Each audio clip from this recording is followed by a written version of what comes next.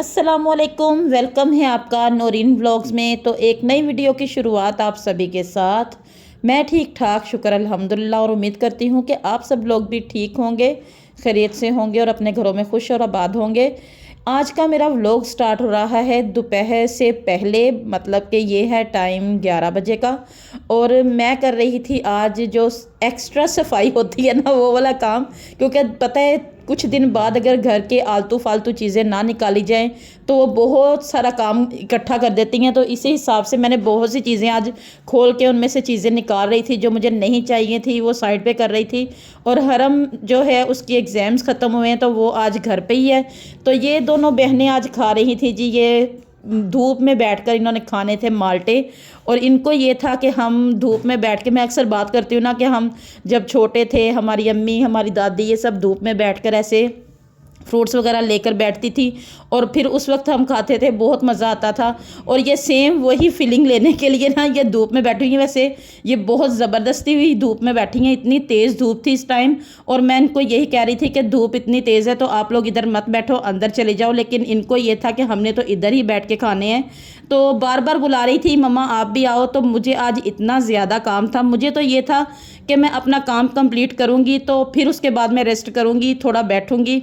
लेकिन ये इनकी आवाज़ों की वजह से ना मुझे बार बार इधर आना पड़ रहा था और बार बार इनको बोलना पड़ रहा था कि तुम दोनों लगी रहो, मुझे मेरा काम जो है ना वो कंप्लीट करने दो। क्योंकि लाइट का भी आपको पता है कि बहुत मसला होता है। तो लाइट भी चली जाए तो फिर वो काम जो है ना वो एक्स्ट्रा जो भी शुरू किया होता है ना वो भी रुक जाता है। तो फिर मेरे जहन में आया कि आज दोपहर लंच में बनना है जी मसाले वाली फ़िश। तो उसके लिए मुझे चाहिए कि उसको पहले लेमन जूस लगा कर रख दूँ। तो मैंने इनको बोला कि अपनी चीज़ें यहाँ से समेट के उठो, मैं पहले लेमन जूस इसको लगा लूँ। क्योंकि ये लगा होना तो फिर आपको पता है कि फ़िश जो है वो बहुत अच्छी बनती है। तो ये कल शाम को मैंने धोकर साफ़ करके रख दी थी, लेकिन इसको नमक वगैरह नहीं लगाया था। तो इसलिए मैं आधा चम्मच नमक और दो जो बड़ी साइज़ के लेमन है ना वो मैंने इसको लगा कर उसका रस निकाल कर लगा कर इसको रखना था, ताकि ये जब 2-3 घंटे बाद मैं इसको बनाऊँ ना तो इसका टेस्ट जो है ना वो काफ़ी अच्छा हो चुका होगा तब तक।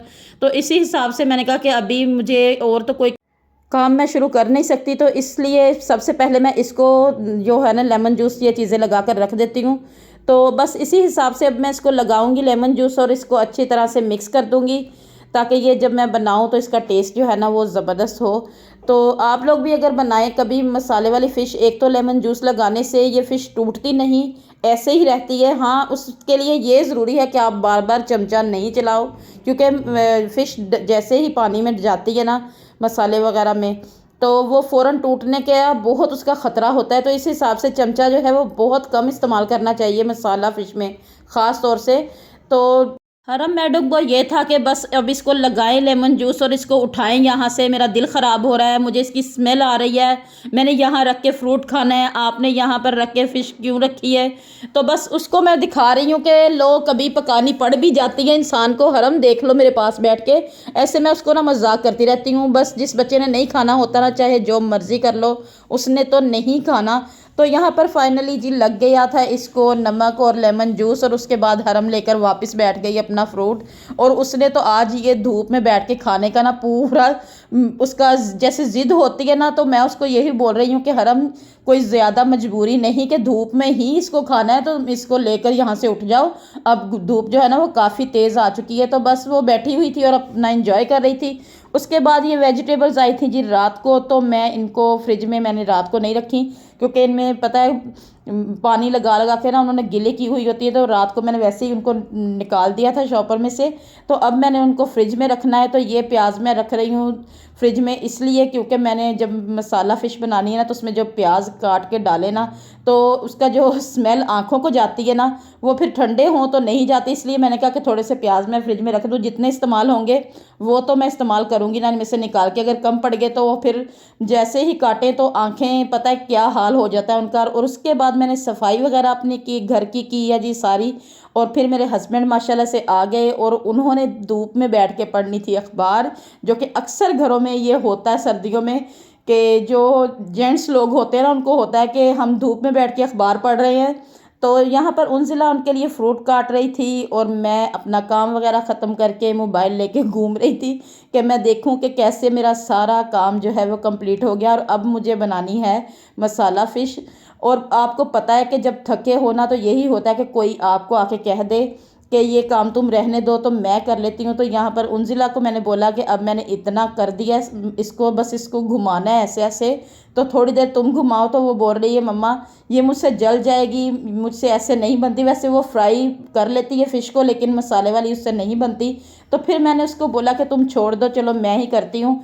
तो बस जी मैंने खुद ही इसको फिर जो है ना इसका काम बाकी का वो कंप्लीट किया। और इसको पता है कि मसाले वाली फ़िश बनाओ तो बहुत हल्की आंच पे बनानी होती है, तो इसलिए इसका ना थोड़ा टाइम ज़्यादा लगता है।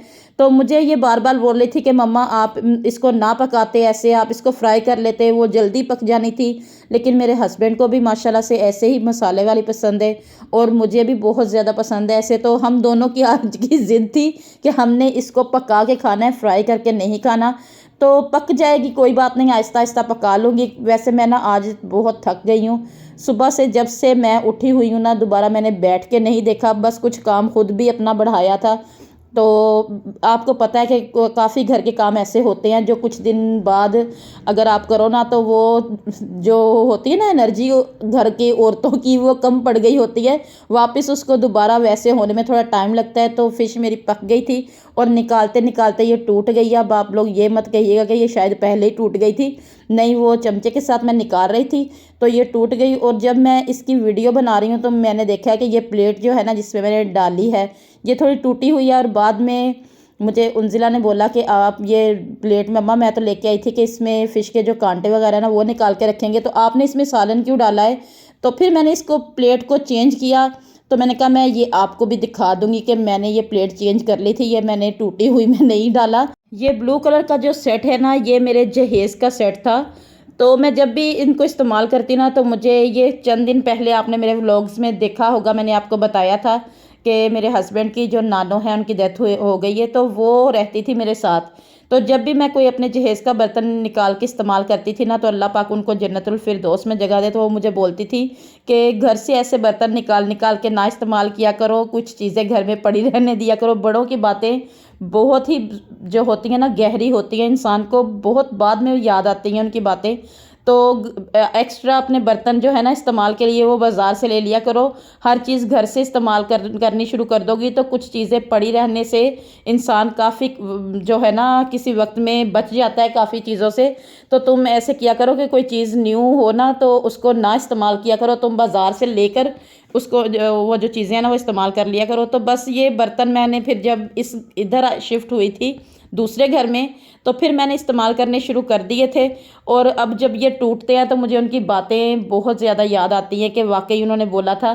तो कोई नहीं जी, माशाल्लाह से इतने साल मैंने इनको आराम भी करवाया है तो उसके बाद इस्तेमाल किया, इस्तेमाल भी मैंने बहुत ज़्यादा किया। तो अब इनमें से काफ़ी मेरे बर्तन टूट गए हैं। तो बस मेरी दुआ है कि अल्लाह पाक जल्दी से मुझे अपना घर जो है ना वो बन जाए और मैं उधर जाके अपने न्यू जो बर्तन है वो इस्तेमाल करूं। आप सब लोग भी आमीन सुम्मा आमीन ज़रूर कहिएगा। और उसके बाद मैंने धोने थे खाना खाने के बाद बर्तन, क्योंकि इनको भी मैंने ही धोना है, क्योंकि उंजिला ने मुझे बोल दिया है कि मैं फ़िश वाले बर्तनों को धोऊंगी ना तो मम्मा मेरे हाथ में से स्मेल आएगी। तो फिर मैं ये उसको बता रही हूँ कि वैसे उंजिला हमने अपना जो तुम्हारी एज वाला दौर था ना, हमारी कोई ऐसी ख्वाहिश नहीं होती थी कि ये काम करेंगे तो हमारे हाथों में से स्मेल आएगी। तो बस ये आजकल की लड़कियों के होते हैं थोड़े बहुत नखरे माशाल्लाह। और यहाँ पर मेरी हरम जा रही है एकेडमी और इसको सर्दी बिल्कुल नहीं लगती।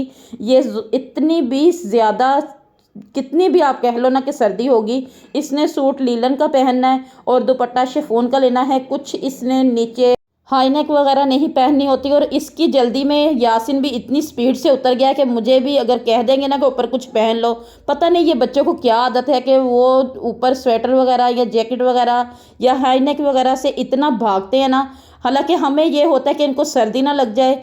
तो बस जी उसके बाद मैंने बर्तन धोने शुरू किए और साथ साथ में उंजिला खड़ी थी और मैं उसको बोल रही हूँ कि उंजिला तुमने ना मेरे बर्तनों का काम आज मेरे लिए बढ़ा दिया, ये तुम भी धो सकती थी।